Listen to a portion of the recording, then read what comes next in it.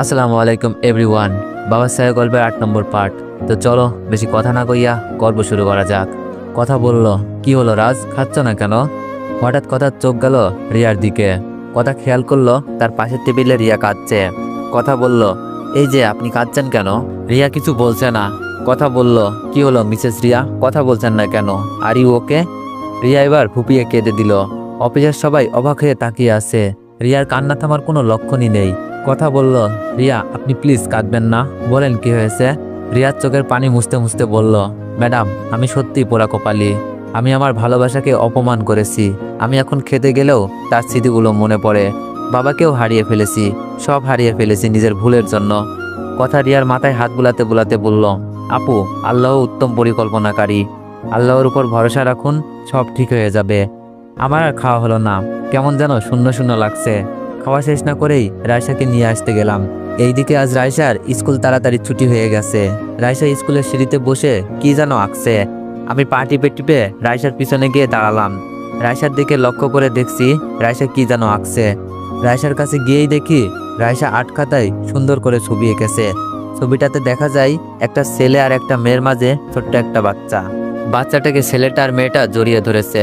রায়সা আমাকে দেখেই ছবিটা লুকিয়ে ফেললো। আমি আর কিছু বললাম না। রায়সাকে নিয়ে গাড়িতে করে রওনা দিলাম। গাড়িতে আসতে আসতে রায়সা বলল, বাবাই, তোমার বাবাই কেউ আমার মতো করে তোমায় আদর করেছে? তুমি যেমন আমাকে আদর করে খাইয়ে দাও, তেমনি তোমাকেও কেউ আদর করেছে? রায়সার কথা শুনে ভয়ানক সেই কথাগুলোর কথা মনে পড়ে গেল। এখনো বাবার সেই কর্মকাণ্ডের কথা মনে পড়ে। মনে পড়ে মার কথা। মার কথা মনে পড়তেই চোখে জল এসে যায়। বুকের ভেতরে 18 বছর আগের স্মৃতিগুলো ঝলঝল করে ভেসে ওঠে। চোখের সামনে মায়ের সেই মায়াবী চেহারাটা ভাসতে থাকে চোখের কোণে। রায়সাকে কিছু বলতে পারলাম না। ছোট্ট মেয়েটাও হয়তো বুঝতে পারলো, তাই আর কিছু বলল না। অফিসে আসতেই পিয়ন বলল, কথা ম্যাডাম ডেকেছে আপনাকে। আমি রায়সাকে ডেস্কে বসিয়ে কথা ম্যাডামের রুমে গিয়ে দেখে ম্যাডামকে বললাম, ম্যাডাম ডেকেছেন আমার? কথা বলল, হ্যাঁ বসো। কথা বলল, আচ্ছা রাজ, আমাকে শাড়িতে কেমন লাগছে? আমি বললাম, ম্যাডাম শাড়িতে বাঙালি মেয়েদের পোশাক, আর প্রবাদে আছে শাড়িতেই নারী। আর শাড়িতে আপনাকে ভালোই লাগে, তবে শাড়িটা আরো ভালো করে পরতে পারতেন। ব্যাপার না, আস্তে আস্তেই পারবেন। তুমি কি আমার শাড়ি পরার দায়িত্ব নিবে সারা জীবনের জন্য? কথা ফিসফিস করে কথাটা বলল। আমি বললাম, ম্যাডাম কিছু বললেন আমায়? কথা বলল, না, বললাম শাড়ি পরাটা শিখতে হবে। কথা বলল, আচ্ছা রাজ, আমি কি দেখতে এতই খারাপ? আমি বললাম, না, খারাপ হবেন কেন?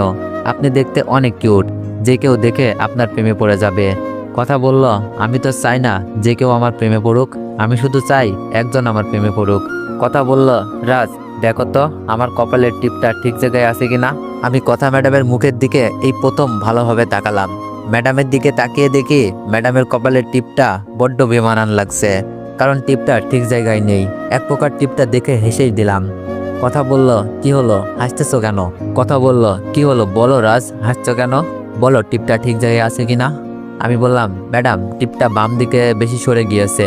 দেখে মনে হচ্ছে ছোট্ট বাচ্চারা যেমন সাজুগুজু করলে সবকিছু উল্টাপাল্টা হয়ে যায়, তেমনই আপনারও হয়েছে। কথা বলল, আচ্ছা তুমি যদি কিছু মনে না করো তাহলে টিপটা ঠিক জায়গায় বসিয়ে দিবে।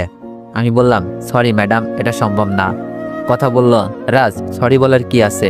আমি তোমাকে আমার বন্ধু মনে করি, আর বন্ধু হয়ে এটা পারবে না? আমি বললাম, ম্যাডাম আমার মনে হয় বন্ধুত্বের লিমিট ক্রস করে ফেলেছি। কথা বলল, ধ্যাত, টিপটা ঠিক করে দিবে, এতে এত কথা বলার কি আছে? কথা বলল, প্লিজ রাজ, সবাই দেখে হাসুক এটা চাও? অফিসে রাফসান ফাইল দিতে এসে আমার দিকে তাকিয়ে হাসলো, তাই তোমাকে বললাম। আচ্ছা ঠিক আছে। আমি ম্যাডামের টিপটা তুলে যখন কপালের মাঝখানে বসিয়ে দিতে যাব, ঠিক তখনই ম্যাডাম আ করে উঠল। ম্যাডাম চোখে কি হলো? ম্যাডাম বলল, রাজ দেখো তো চোখে পোকা গিয়েছে নাকি। আমি চোখে পু দিচ্ছি, এমন সময় রিয়া ম্যাডামের সাইন নিতে এসে দেখে আমি ম্যাডামের মুখটা কাছে নিয়ে কি যেন করছি। রিয়া ভাবছে আমি কথাকে কিস করছি। রিয়া চোখ বন্ধ করে আছে, কারণ সে এসব সহ্য করতে পারবে না, তাই চোখ বন্ধ করেই বলল, ম্যাম আসবো। কথা ম্যাডাম রিয়াকে আসতে বলল। রিয়া রুমে এসেই ম্যাডামকে বলল, ম্যাডাম এখানে একটা সাইন লাগবে। ম্যাডাম সাইন দিয়ে রিয়াকে পরে আসতে বলল। রিয়া চলে গেলে আমি ম্যাডামকে বললাম, ম্যাডাম আমাকে কেন ডেকেছিলেন? ম্যাডাম নতুন প্রজেক্টের ফাইল দেখিয়ে বলল, মিস্টার রাজ আপনাকে এই সাইটটা হ্যান্ডেল করতে হবে। প্রায় 20 কোটি টাকার কাজ, তাই বিশ্বস্ত কাউকে পাচ্ছি না। আমি বললাম, ম্যাডাম এত বড় দায়িত্ব আমি কি নিতে পারবো যদি কোনো চিট করি? কথা বলল, রাজ আমি তোমাকে আমার চেয়েও বেশি বিশ্বাস করি, তাই কাজটা দেখাশোনার দায়িত্ব তুমিই নাও।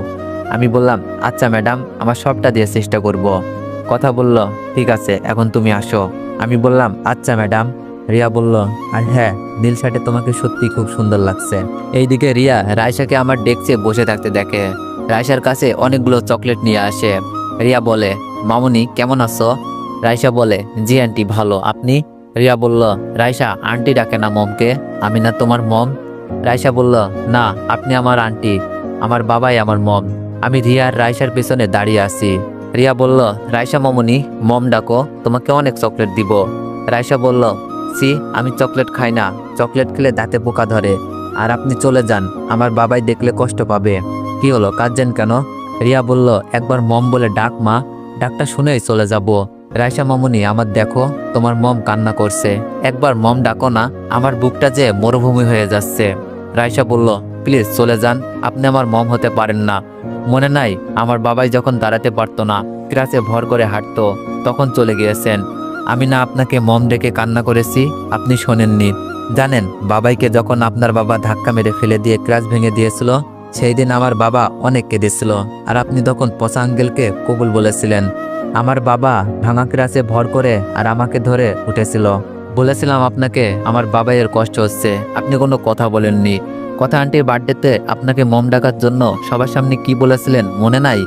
আপনি প্লিজ আর কোনোদিন মম ডাকতে বলবেন না, আর কোনোদিন চকলেট নিয়ে আসবেন না।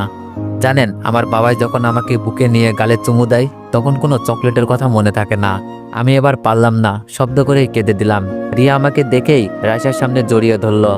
আমি রিয়ার আকস্মিক এই অবস্থা দেখে ঘাবড়ে গেলাম। রিয়া আমাকে শক্ত করে জড়িয়ে ধরে বলল, কত কিস করতে মন চাই, আমাকে কিস করো। এই বলে তার ঠোঁট জোড়া আমার ঠোঁটে মিলিয়ে দেওয়ার আগেই রিয়ার দুই গালে কষে চড় বসিয়ে দিলাম। রিয়া বলল, তুমি আমাকে মারতে পারলে? আমি বললাম, হ্যাঁ মারলাম, কারণ আমার প্রতি তোমার কোনো অধিকার নেই। তুমি যেদিন ডিভোর্স দিয়েছো সেই দিন থেকে সবকিছু শেষ হয়ে গিয়েছে। তুমি কি মনে করো এক মন বারবার জোড়া লাগে? তুমি আমার হৃদয়টাকে কাচের টুকরোর মতো করে ফেলেছো। জানো এখনো তোমার আর সাহেব সাহেবের স্মৃতিগুলো চোখে ভাসলে মরে যেতে ইচ্ছে করে। আর হ্যাঁ, নিজেকে সবার মতো ভাববে না, আমি কথার কপালে টিপ ঠিক করে দিয়েছি, কিস করিনি। রিয়া বলল, রাজ আমায় ক্ষমা করা যায় না? আমি বললাম, ক্ষমা সে তো আপনাকে কবেই করে দিয়েছি, কিন্তু পারিনি ভালোবেসে কাছে টানতে। আপনাকে ভালোভাবে কাছে টানলে ভালোবাসার অপমান হতো। আর হ্যাঁ, আমি চাই না অফিসের কেউ আমাদের বিষয় জানুক, আমি একাই ভালো আছি। আর আপনি যদি পাগলামি করেন তাহলে চাকরি ছেড়ে চলে যেতে বাধ্য হব। রিয়া বলল, আচ্ছা ভালো থেকো, আমার মেয়েটাকে যত্নে রেখো। রিয়া চলে গেলে রায়সাকে বুকের সাথে জড়িয়ে নিলাম। বুকের ভেতরটা উলট পালট হয়ে যাচ্ছে। রায়সা বলল, বাবাই তুমি কাঁদছো কেন? আমি বললাম, না রে মা, কাঁদছে না তো। রায়সা বলল, বাবাই তুমি কাঁদবে না। আমি বললাম, কই মা, কাঁদছে না তো। রায়সা বলল, মিথ্যা বলো কেন? এই যে তুমি কাঁদছো, কেঁদো না বাবাই। রায়সা বলল, আচ্ছা বাবাই, তোমায় একটা কথা বলি, রাগ করবে না তো? আমি বললাম, হ্যাঁ মা বলো, রাগ করবো কেন? রায়সা বলল, বাবাই আমাকে 500 টাকা দিবে? কেন দিবে জানতে চাইবে না। আমি বললাম, টাকা দিয়ে কি করবে মামুনি? রায়সা বলল, তোমায় বলেছি না বাবাই, কেন দিবে জানতে চাইবে না। আমি বললাম, আচ্ছা এই নাও। রায়সা বলল, আমার লক্ষ্মী বাবাই। আমি বললাম, আচ্ছা মামুনি চলো বাসায় যাব। রায়সা বলল, আচ্ছা আমাকে কোলে নাও। আমি বললাম, এখন? রায়সা বলল, কেন আমি কি খুব বড় হয়ে গিয়েছি? আমি বললাম, তা না মামুনি, এটা তো অফিস। রায়সা বলল, আচ্ছা নিতে হবে না। এই বলে রায়সা গাল ফুলালো। রায়সার গালে পাপ্পি দিয়ে রায়সাকে কোলে তুলে নিলাম। রায়সাকে কোলে নিয়েই যখন অফিস থেকে বের হচ্ছি, সবাই অবাক দৃষ্টিতে তাকিয়ে আছে। কথা তো আমাদের বাবা মেয়ের কাণ্ড দেখে হেসেই দিল। অফিস থেকে বের হয়ে বাইরে দাঁড়িয়ে আসি। কথা গাড়ি এনে সামনে দাঁড় করিয়ে বলল, এভাবে দাঁড়িয়ে না থেকে চলো বাসায় পৌঁছে দিই। আমি বললাম, না থাক, আজকে রায়সাকে কোলে নিয়েই বাসায় যাব। দেখো না আমার মাটা গাল ফুলিয়ে আছে, হাসছে না। রায়সা বলল, লাভ ইউ বাবাই, এখন চলো গাড়িতে যাব, তবে আন্টির গাড়ি করে না। কথা বলল, কেন যাবে না মামুনি? রায়সা বলল, আন্টি আজ আমি আর বাবাই রিক্সায় যাব। কথা বলল, তাই বুঝি, গুড আইডিয়া, দারুণ মজা হবে, আমিও যাব, নিবে আমায়? রায়সা বলল, তুমিও যাবে? কথা বলল, যাব তো। রায়সা বলল, কষ্ট হবে না রিক্সা করে গেলে তোমায়? কথা বলল, কষ্ট কেন হবে মামুনি? রায়সা বলল, এই যে এত দামি গাড়ি রেখে রিক্সা করে যাবে, আর তোমরা তো বড় লোক, বড় লোকেরা তো রিক্সা চড়ে যায় না, তারা বড় গাড়ি করে যায়। কথা বলল, না মামুনি, আমি বড় লোক নই, দেখো না তোমার বাবার চেয়ে হাইটে ছোট, বড় লোক তো তোমার বাবা, যার এমন একটা রাজকন্যা মেয়ে রয়েছে। আচ্ছা মামুনি, তোমাদের সাথে আমাকে নেওয়া যাবে? রাইসা বলল, চলো। কথা ড্রাইভারকে বলল গাড়ি নিয়ে চলে যেতে। এইদিকে বাইরে রিক্সার জন্য দাঁড়িয়ে আছি। মিনিট পাঁচেক দাঁড়িয়ে থাকার পর একটা রিক্সা পেলাম। রিক্সার মাঝখানে রাইসা বসলো। আমি আর কথা দুইজন রাইসার দুই পাশে। রিক্সা কিছুটা পথ অতিক্রম করলেই কথা রাইসাকে কোলে বসিয়ে আমার শরীর ঘেঁষে বসে পড়লো। আমি কিছু বলতে চেয়েও থেমে গেলাম। কথা মনে মনে ভাবছে, সত্যি যদি চিরজীবন এইভাবে চলতে পারতাম, জীবনটা সত্যিই সুন্দর হতো। সত্যি রাজের মতো কোনো পুরুষ হয় না, যার কাছে প্রতিটা নারী সুরক্ষিত। তা না হলে এতটা সুযোগ দেওয়ার পরেও কোনো ছেলে এতটা ইগনোর করতো না। রাইসা বলল, আন্টি তুমি কি ভাবছ? কথা বলল, কই কিছু না তো। রাইসা বলল, মিথ্যা বলছো কেন? বাবাই বলেছে কেউ যখন কথা না বলে তখন সে মনে মনে ভাবে, তাই তুমিও ভাবছো। ঠিক বলছি না? দেখছো আমার কত বুদ্ধি। কথা বলল, সত্যি বলেছ মামুনি, আমি ভাবছি যদি ভাবনাটা সত্যি হতো। রাইসা বলল, কি ভাবছো আন্টি? কথা বলল, বলা যাবে না। রাইসা বলল, বলো না আন্টি। আমি বললাম, মামুনি তোমার আন্টি নতুন প্রজেক্ট হাতে নিয়েছে, সেটা নিয়ে ভাবছে। সত্যি বলেছি না ম্যাডাম? ম্যাডাম আমার কথা শুনে বাংলার পাশের মতো মুখটা ভ্যাংসে দিয়ে বলল, রাইসা তোমার বাবাইকে বলো, আমার কিন্তু রাগ উঠে যাচ্ছে। আমি বললাম, ওরে আল্লাহ, আমি রাগের কি বললাম? রাইসা বলল, বাবাই ঝগড়া করো না তো, আন্টি তুমি বলো কি ভাবছো। কথা বলল, মামুনি আমি ভাবছি এই পথে যদি শেষ না হতো, যদি অনন্তকাল এইভাবে চলতে পারতাম। রাইসা হেসে দিয়ে বলল, মামুনি বাসে এসে গেছি, তোমার অনন্তকাল তো শেষ হয়ে গেল। আমি মুখ ধরে হাসছি, কি বলবো বুঝতে পারছি না। রিক্সাওয়ালাকে ভাড়া দিয়ে বাসায় এসে দেখি ডিম নেই। এদিকে রাইসা নুডলস খেতে চেয়েছে। কথা আর রাইসাকে রেখে গেলাম বাসায়। আমি চলে গেলে রাইসা কথাকে বলল, আন্টি আমাকে একটা হেল্প করতে পারবেন? কথা বলল, কিসের হেল্প মামুনি? রাইসা বলল, পরশুদিন লাঞ্চ টাইমে বাবাইকে বাসায় পাঠিয়ে দিবেন, আর আপনাকে ফোন করলে বাসায় আসবেন।